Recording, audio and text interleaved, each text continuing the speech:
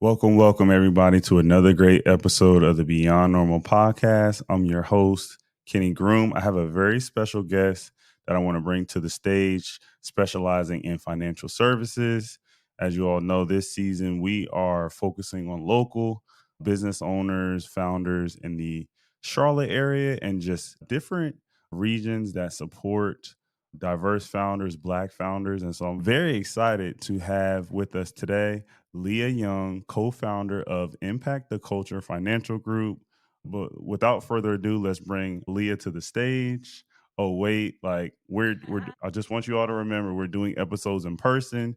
At times it's going to take me just a second to get adjusted to having the guests here live with me. But without further ado, Leah, how are you doing today? I am. How are you? I'm doing great. Yeah, I just want to thank you so much for hopping on season 6. We're on season 6. We just released our first episode. If you all are on your favorite streaming platform, make sure if you're listening to this, you go back to that first episode of the season. And just while you're at it, listen to all our episodes. We want to make sure that all the incredible Black founders that are on our platform get your ear for a second. But yeah, I want to spend a little bit of time letting folks know about what you're doing in the financial services space. Maybe we can start things off by just letting folks know what's your background prior to you starting this incredible company. Yeah, sure. Before I even get into that, Kenny, thank you for having me on your podcast. I'm super excited. It's my first podcast. Let's hope this goes well. This goes well. But yeah, and congratulations on 6 seasons. That's awesome. So, what is my background? But it definitely is not in the financial services space. Growing up, I actually wanted to be a writer. So I was writing short stories and had the beginnings of a novel. And then I got really interested in film writing and making movies. And I did a semester at the Seattle Film Institute. So I really thought I was going to be like Issa Rae, Ava DuVernay. That was really my goal. At that time, I was really starting to think about it was probably like 2019, right after Nipsey passed, and just learning about what he was doing in his community. I'm from a small neighborhood in Greensboro, North Carolina, and both my parents are from this neighborhood. My grandparents on both sides are from this neighborhood. So I was really starting to think about legacy and trying to follow his blueprint on putting my neighborhood on the map. So when financial services came into or just fell in my lap, it was like, oh, I see what you're doing there, God. Because I really thought I was about to go move to an island, take pictures and read books and write. And I pretty much focus on me, what I wanted to do. And God has this unique way of pivoting us so that we are not self-seeking, but doing service. So that's really how I came into the industry. That's a little bit about my background. I also worked admin, corporate, and different things like that. But that's how I came into the industry. My co-founder, business partner, she was recruited, and I was starting to listen to the way that these young people of color were talking about money and wealth, and again, just this legacy building. And I was like, let me really start to listen. And then I actually heard God say, Leah, really listen to what's going on here. This is what's going to set your family free. So that's how I came into the industry and a little bit about my background. Yeah, I love it. There's a couple things that stood out as you were talking. Your knack for storytelling, wanting to be a writer. I think that's really cool. That's a skill set where it's one of those things where once you tell somebody that, they're like, oh, you can just go write books. And it's not necessarily like you can really craft stories as a business owner, Right, no matter the right. industry. And so you going into financial services, I think that's really cool, because we need better stories. We need new stories to be told in that space. Exactly. And then the piece on around Nipsey, just like seeing his business mentality, his acumen grow, and what he was building during that time. I think that was definitely motivational to a lot of people, and so it's Absolutely. really cool that you took that motivation.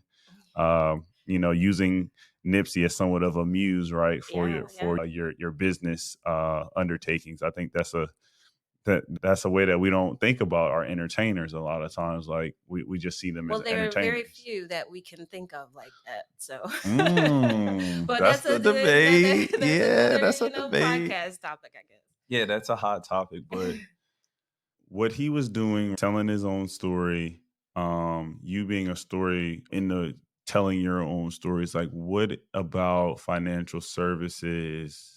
Like what part of the story was missing for you? We all know that when we go to a movie, there's a beginning, there's some type of setup, there's some climax, there's some moments of discomfort, and then there's usually that triumph at the end. So I'm curious, like where from a financial services perspective are you inserting your pen I at got this you. moment? Yeah. So I guess the beginning is we all have a money blueprint. And it's usually passed down to us from our parents or grandparents or just someone else. And for me, it was graduating high school, my father telling me two things. He said, Leah, save your money and protect your credit. So that was the beginning or sort of the foundations of my money blueprint. Granted, that was all he knew to tell me, but it was a start. Of course, I get a bank account, I'm saving money, and I'm hearing this thing called interest. And I'm wondering, okay, I'm going to start to see my money grow in the bank. And credit, okay, I'm on campus and there are credit cards everywhere. So I get a couple credit cards, but I don't know anything about these things, these products, right? So of course, if we're telling the story, it's okay, that's the beginning. And then you start to accumulate this debt, right?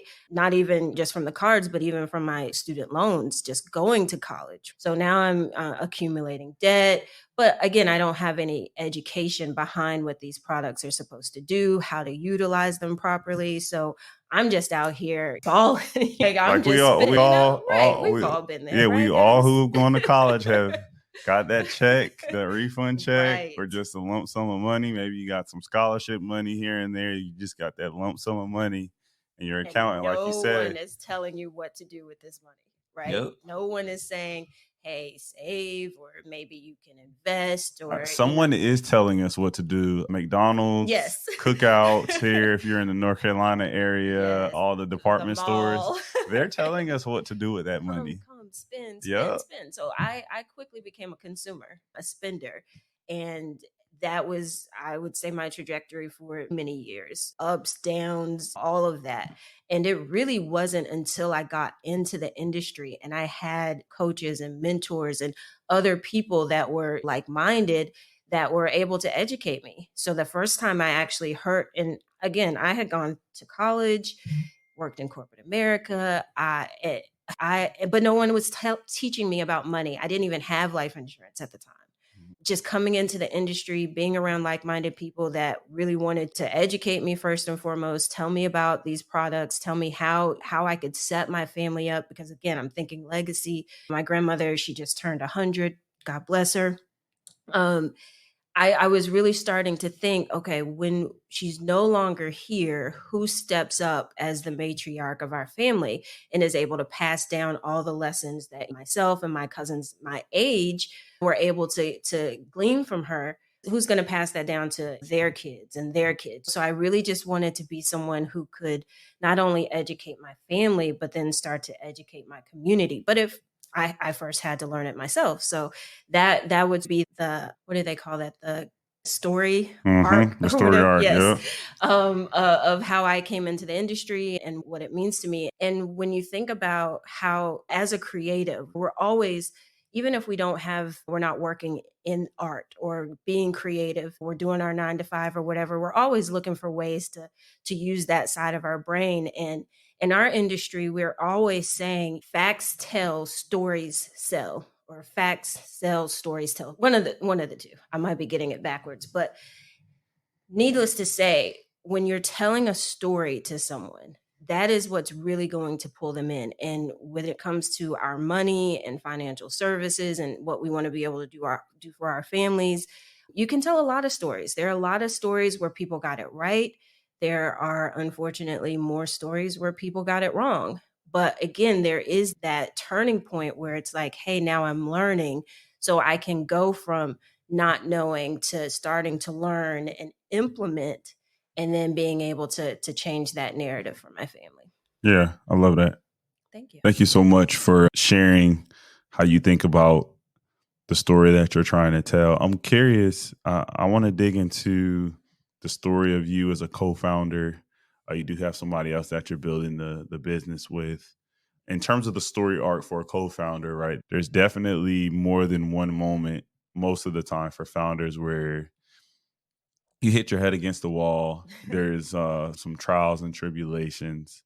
So I'm curious if you can share a little bit about, for your specific story, what are some trials and tribulations that you've had to overcome in your storyline to becoming the co-founder that you are now? The question. And there's so many because it was so new to me. I had never really been in an entrepreneurial space before. And again, being a creative, I tend to work just, I don't want to say lackadaisical. As inspiration comes, then you flush it out and that kind of work ethic, so to speak. Mm-hmm. So the biggest challenge I would say was just the discipline of it, the discipline, the consistency. And with my co-founder, it was new to her as well. So not only are we learning a business, very new business, and then again, when you're talking about money, it's one of those things that first of all, we don't grow up in houses where we talk about money. And now we're going into other people's homes and trying to educate them about money. So there's a little bit of like imposter syndrome there. I would say a little bit for me. I don't know what I'm doing. I know that there's a presentation. I know what I'm talking about. I've been coached. I have great mentors. I go to training. I'm prepared to educate somebody else. But then there's still that little like, uh, you just started this. How do you go into, and then the financial industry just doesn't look like me either, typically. So there's that part of it too, where it's okay, I don't look like your average or typical or traditional insurance agent. And that was the beautiful thing about the agency that I came in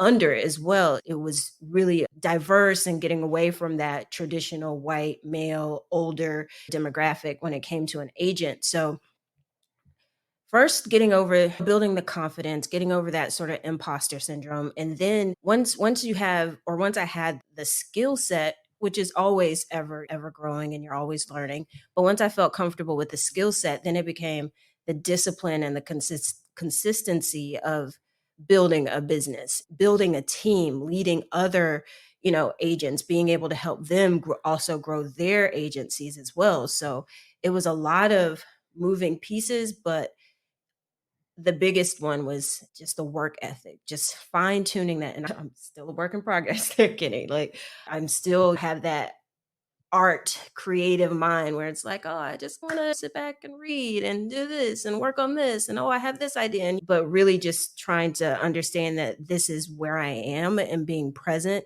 and focusing on the growth of my business. No, that makes sense. And I think that it sounds like what you're alluding to. We know some people, if you give them a coloring book, for example, and they're set lines, they still figure out a way to like make it their own. Mhm. Versus some of us, we think of, if we see a picture of a character we all know, say Mickey Mouse, for example, Right. some of us are going to say Mickey Mouse has black skin, red pants, yellow Right. button, Exactly. right? White gloves. But some of us will say, like my daughter, she may say, nah, he's going to be purple today. Exactly. You know what Yeah. I mean? And that's okay. And Yep. so figuring out how, in any circumstance, whatever that coloring book is, like you figure out how to color your own way. I think that's okay. Yeah, especially if you have the support that allows that. And Mhm. fortunately for us, we do, where it isn't just strict, hey, this is our rules, this is our system. Granted, we do have a system and it's founded and all of that, but there is room for that creativity. There's room for you to brand yourself. There's room for you to just put your own stamp and on your own flavor on the financial services industry. It doesn't have to be this stuffy thing that people don't want to talk about. If we can make it interesting, we can make it fun, if we can bring ourselves and our own personalities into it to connect with the families, because ultimately that's really what it's about. If I'm sitting down at a kitchen table with a family, I need to be able to connect with them. Mhm. And they want to be able to connect with me because we're talking about their legacy. We're talking about their retirement, possibly. They want to be able to know that I'm a human being. I want to be able to tell my story, and we want to connect that way. Yeah, I love it. So talk a little bit about like just the structure of your business, and then obviously there's some infrastructure that helps you run your business, right? In terms of the company that you partner with. This is typically not the founder that we have highlighted on our platform, but I just say that to say our listeners may not necessarily be familiar with these type of stories on Beyond Normal. So tell folks a little bit about how your like the agreement is structured, and then just overall like what the business dynamics are between you and your co-founder and the entities that are supporting you.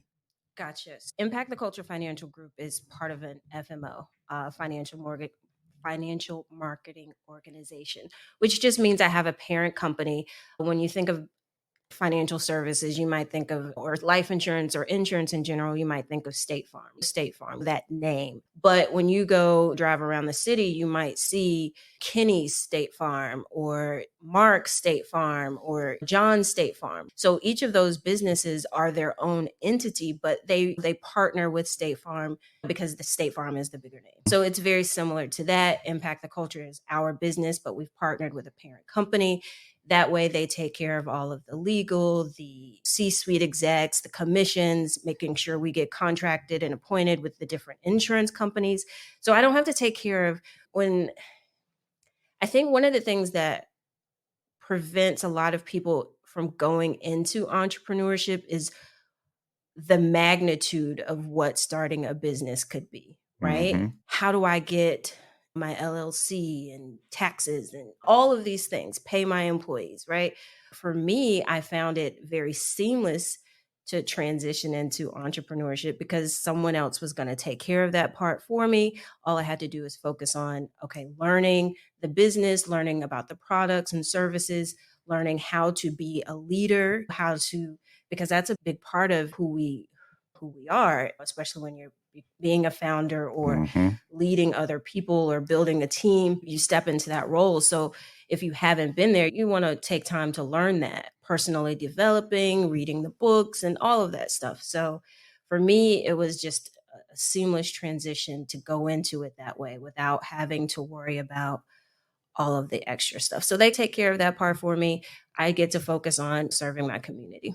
Yeah, I think that a lot of the founders that we've had on, they talk about, I asked them a question similar to what I just asked you, and they talk about a lot of times removing the things that keep them from enjoying what they do. A lot of times it's about, hey, how do I interact with my community, sell the products, and build the solutions and software and things like that that my community needs, so I can ultimately deliver value.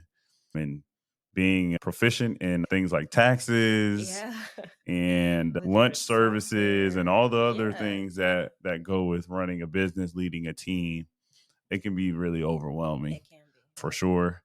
You mentioned just creating your LLC. I had so many panic attacks when it comes to taxes because I'm like, all right, did I do my LLC right and things like that?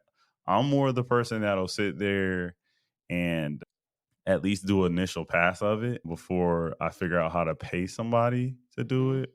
But that hasn't always led me to doing it correctly. Yeah. So I will say that I respect your perspective as well, And because yours, because I know that even in the industry, I sat on a panel a few months ago with other insurance agency owners that had gone a more traditional route, I guess I'll say, and just talking about what they go through as far as growing their businesses and reaching out to other carriers and different things like that. It was something I couldn't necessarily relate to because I didn't have to have those struggles. Now, there are still struggles, but I didn't have those particular ones. And again, being someone that was new to entrepreneurship, math and business, those were not my strong suits. I majored in psychology. Again, I told you I'm a creative. So when you start talking numbers and spreadsheets. I get lost. So this was a perfect path for me. God knew exactly what he was Nah, doing. yeah, that's dope. That's dope. So you just touched on being on that panel.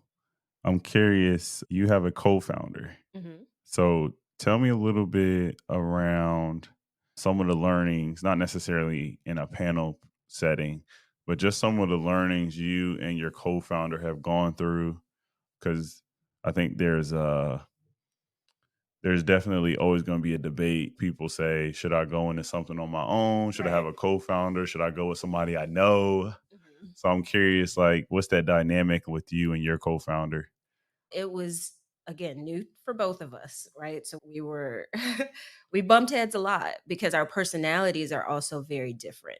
So for us, it was really a matter of finding, okay, who's going to do what. And that's in our sort of industry or in our agency, when you have two people working together, it really does come down to, okay, who's stronger in this, or prospecting, or maybe, running this type of appointment, or you just find your strengths, right? And then communication was a big one, learning to, and for me, I'm an introvert. So I'm not naturally inclined to speak up or just insert myself or be assertive. That's another thing I tend to want to work on right now. But just learning how to communicate.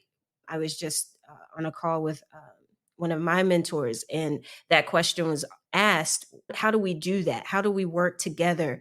And his answer was, first and foremost, there has to be respect, right? You have to start there. So for us, it was finding that rhythm, that line of communication where there was mutual respect, and then figuring out who's stronger in certain areas, and then not crossing that line. If that's what you're going to do and that's what you said you're going to do, okay, then I'm not going to necessarily encroach on that. I'm going to let you do your thing, and she's going to let me do my thing, and that's how we managed to do this thing for the past 4 years. But Oh, there that's have good. been some bumping heads and Yeah. arguments and walking away and coming back and all of that good stuff.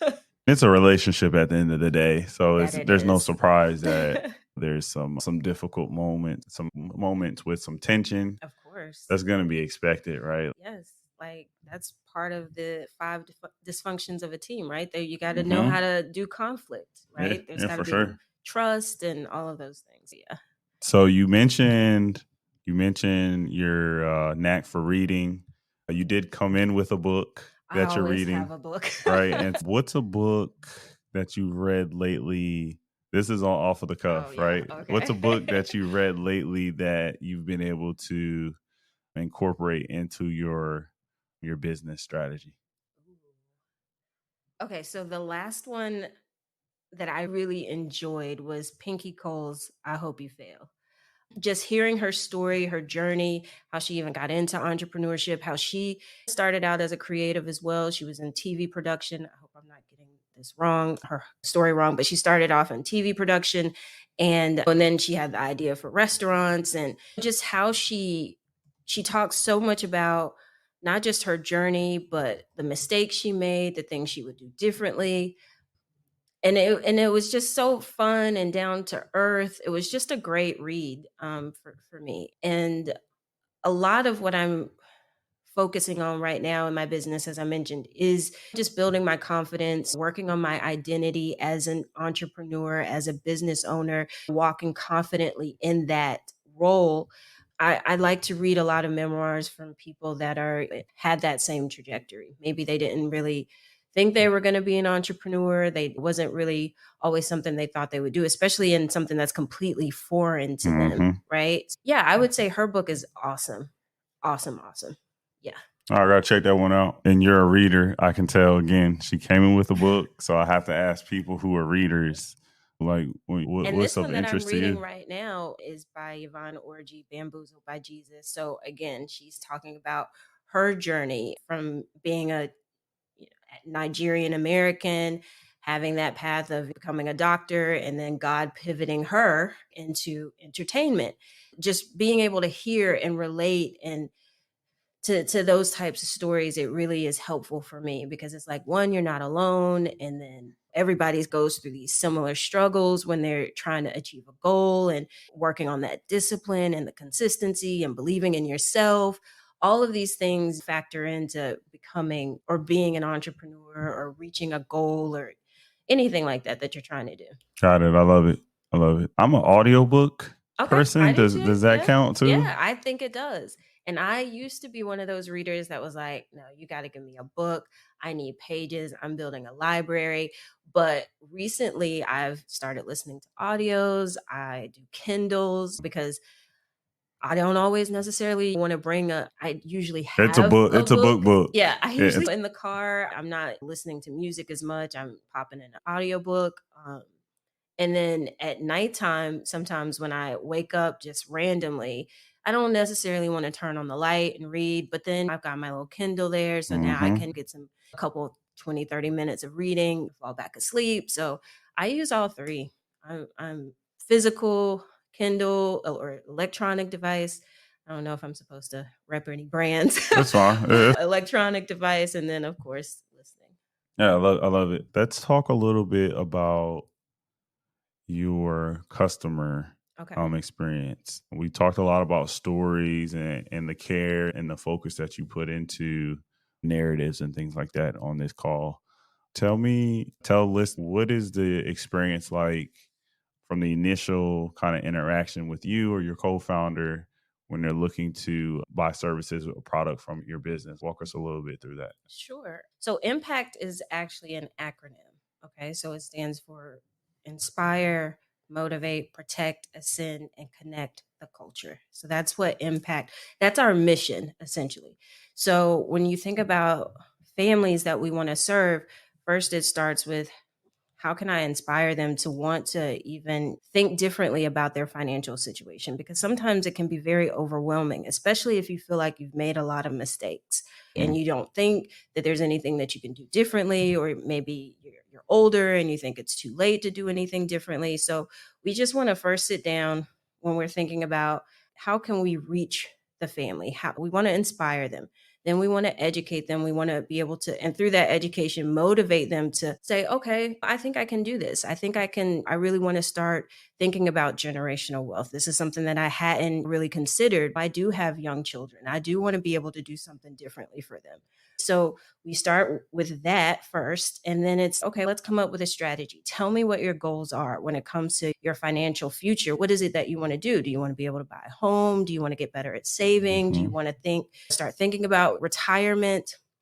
What are those things? Do you want to save for your kids' education? What are your goals?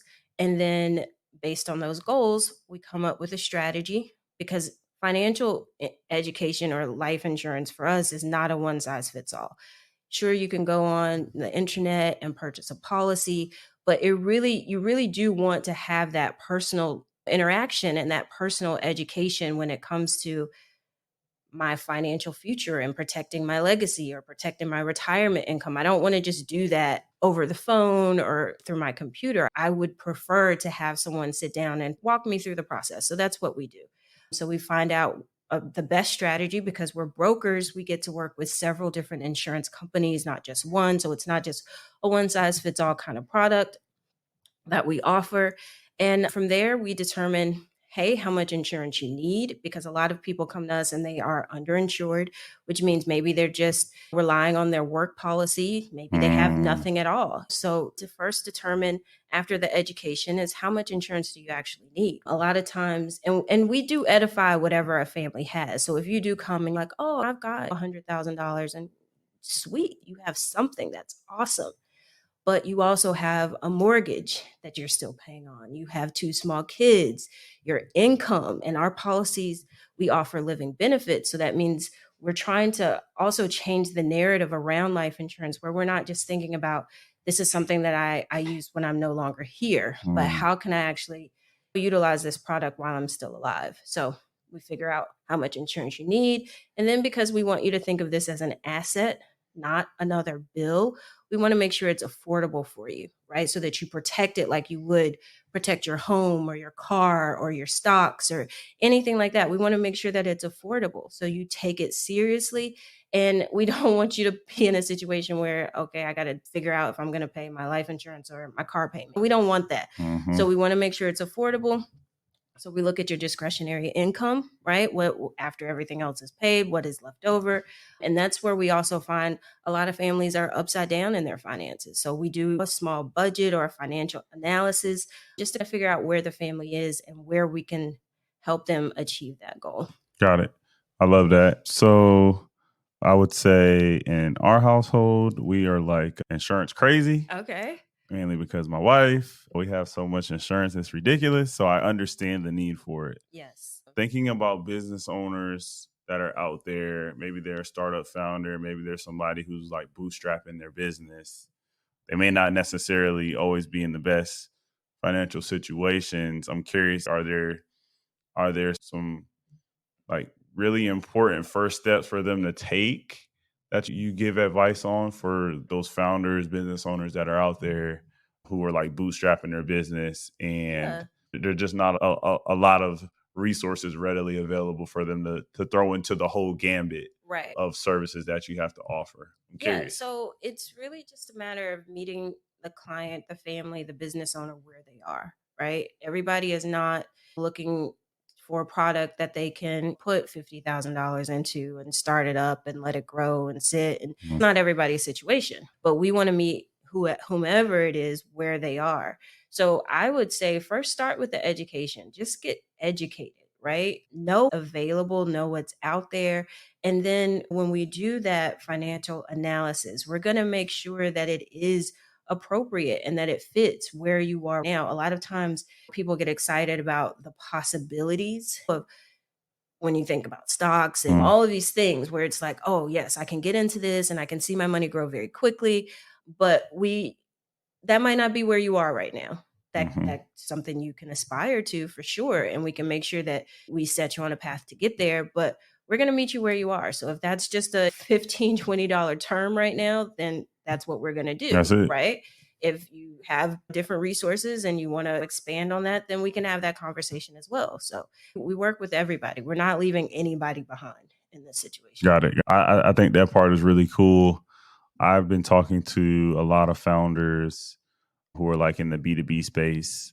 I think there's plenty of opportunity. And I think through your services, definitely there's probably a lot of B2C in what you're doing. But then there's also that B2B component for the business founders. There's founders that are out there that are just trying to make sure that their family is whole. Right. They have to take that into account when they're looking at their business trajectory. And so talking to somebody like you, they're securing their family, which ultimately that's gonna secure their business. They're gonna feel really comfortable moving forward with their business, knowing that home front is taken care of. Absolutely. And then if you're working with a partner, because I know we touched on that a little bit, making sure that you may need some key person type insurance or just something that, again, making sure your business is whole if anything were to happen. That's the space that we're in. We're trying to give you that peace of mind that, hey, we've taken care of the foundation. We've taken care of, hey, if anything happens here, we're going to be okay. If anything happens at home, we're going to be okay. We just want to give people that peace of mind.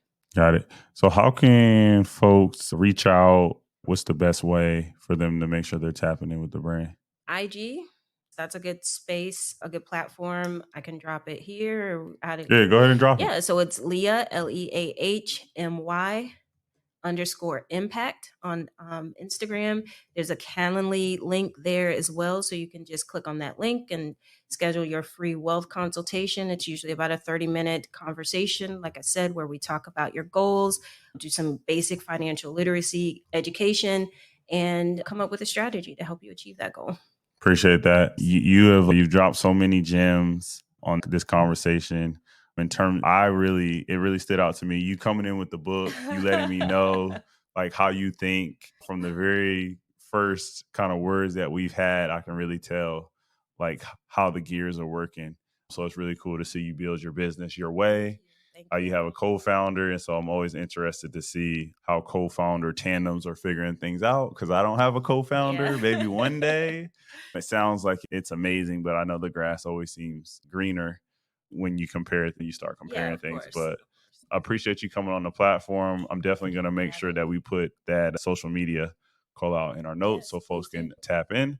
Lastly, I'll leave it to you. Is there anything you want to leave our listeners with as we close out the conversation? Let me think about that. So I think if I wanted anybody to take, or what I want people to take away from this conversation, is that